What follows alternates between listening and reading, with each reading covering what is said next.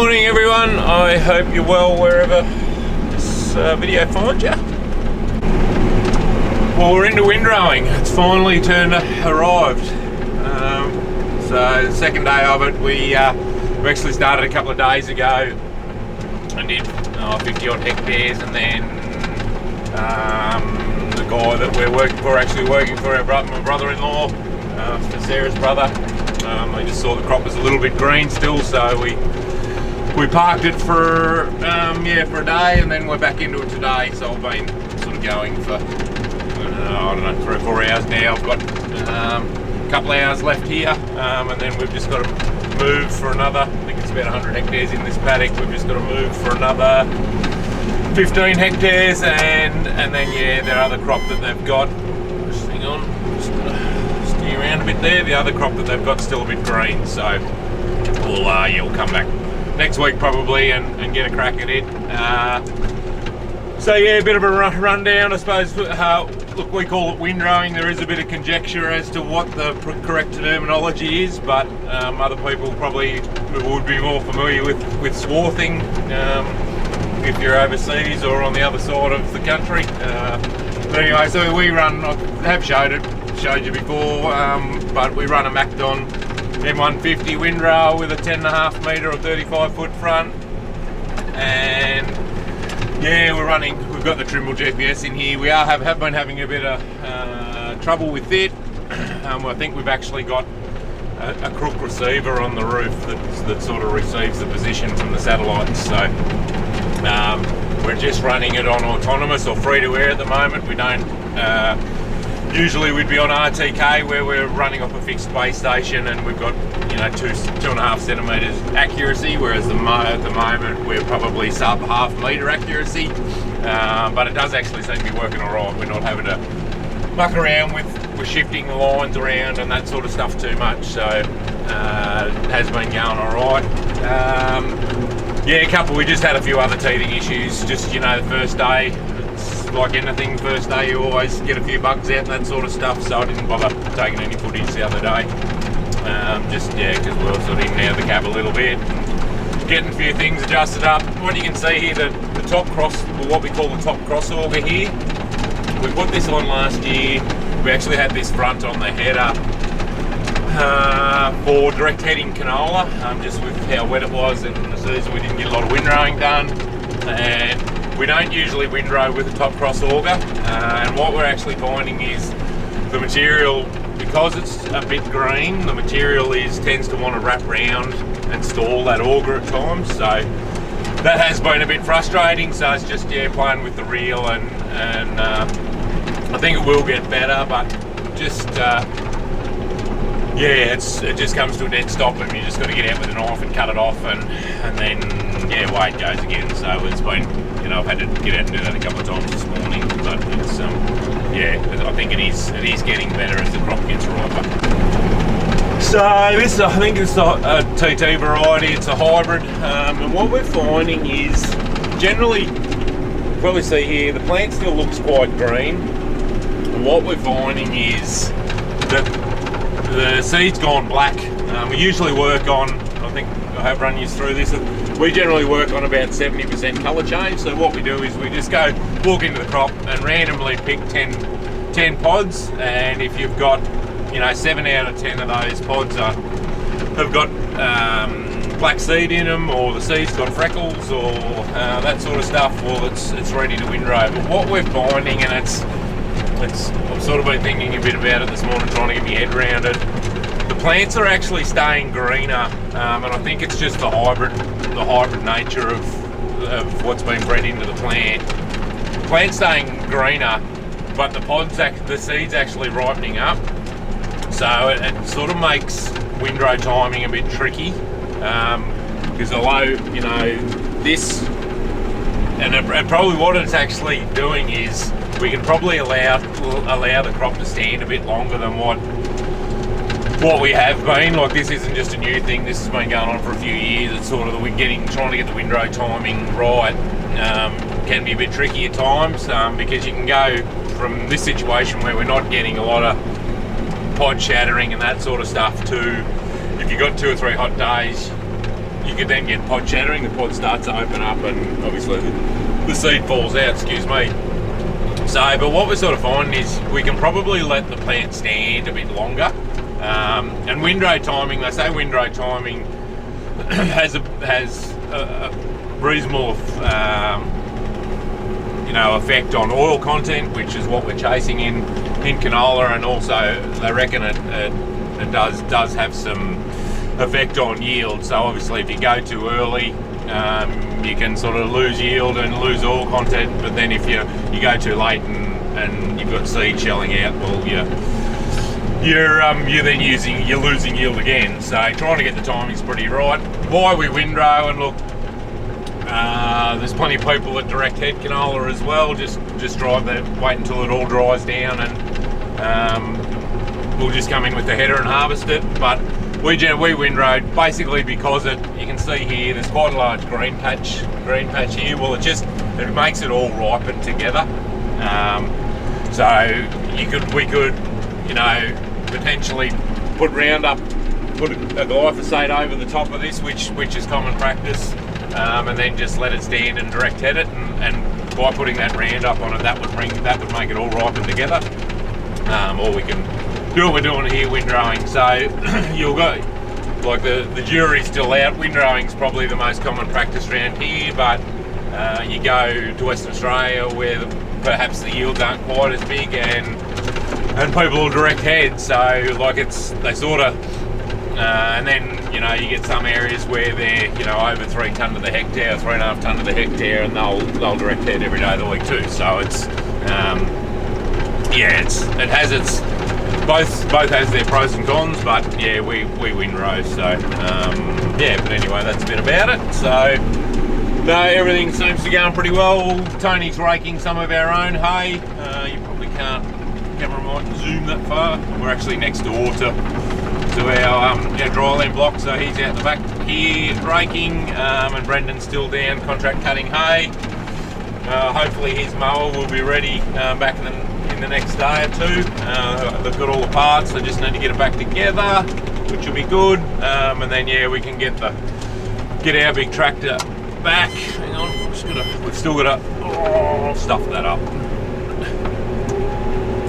Went up instead of down, trying to do 2 things at once. Just hang on, sorry. So when you turn around the ends, you need both hands. So hopefully we can get his mower back and we can get out the vent back, and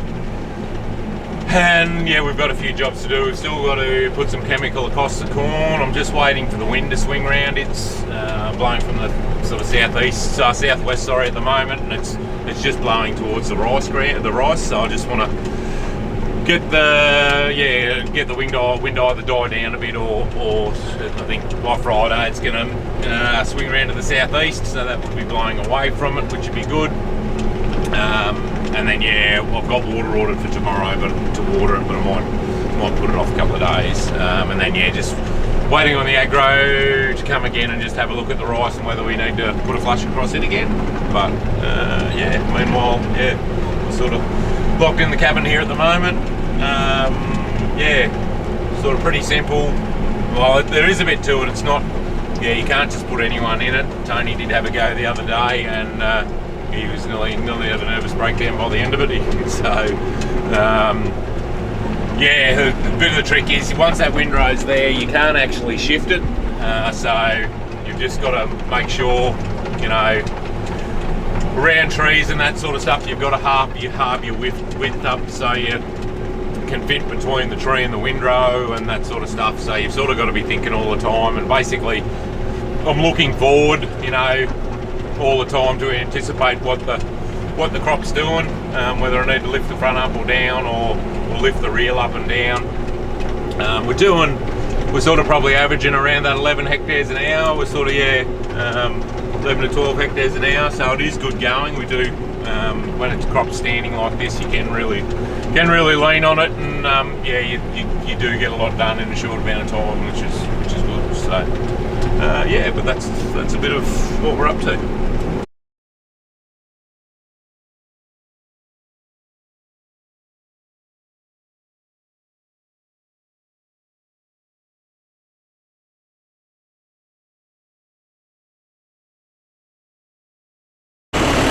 Alright, we've got this paddock done. We've got to come back here. We've done about 125 hectares out of the 160, but there's, well, it's a bit hard to see here, but there's another 35 hectares here that's still quite green, so we'll come back and have another go at it. Just thought I'd show you loading it. So this is the gizmo that we've got for the truck. I got this off a mate of mine that doesn't contract windrow anymore. We basically take the turntable off and then it just bolts onto the chassis. It's got a little hydraulic cylinder in the middle there to tip it up, and we've just got a little 12 volt power pack here to run the hydraulics. And then on the back of the tractor we've just got these rollers here. Yeah, they run up here on the RHS and we just drive up and then tip it up and chain it down. So I tend to try and, when we've got to shift it, even if we haven't got a shifted bar, yeah, do this, because we can't tow the front width of the tractor. We just haven't got the pull, and the tractor actually, when you drive it down the road, it actually goes in reverse. The console spins around, so you're actually looking out the back, essentially out the back window when it's in road mode. But yeah, this is the quickest and easiest way to do it. We're over 3.5 metres wide, so we do need an escort when we're shifting it on the road, but that's not a biggie. So yeah, we'll get it loaded, and then yeah, whether we move it tonight. Had a look at one of our paddocks, and it is probably ready. I might give it, because we sort of don't have anywhere else to go at the moment. We're just waiting for crop to ripen.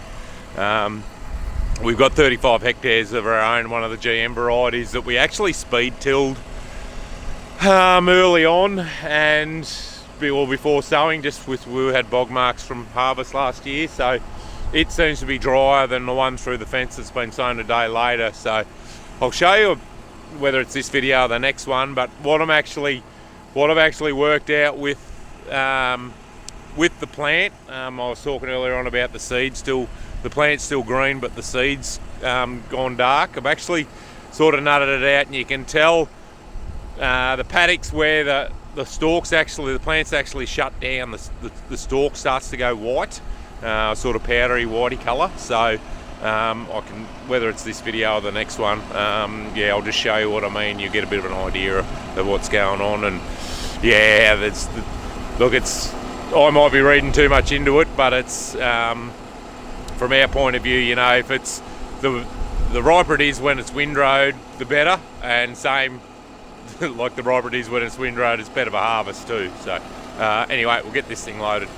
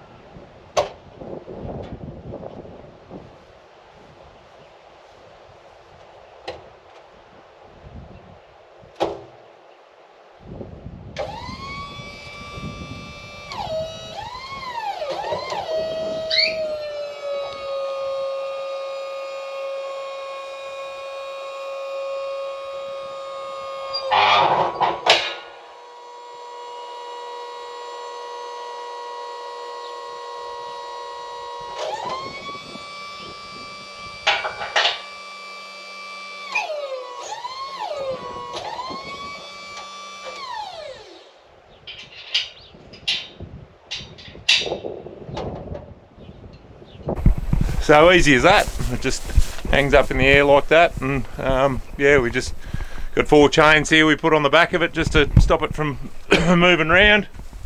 And then we pin these caster wheels because they can still, it's a bit close this, but because they can still spin, we just drop a pin in there.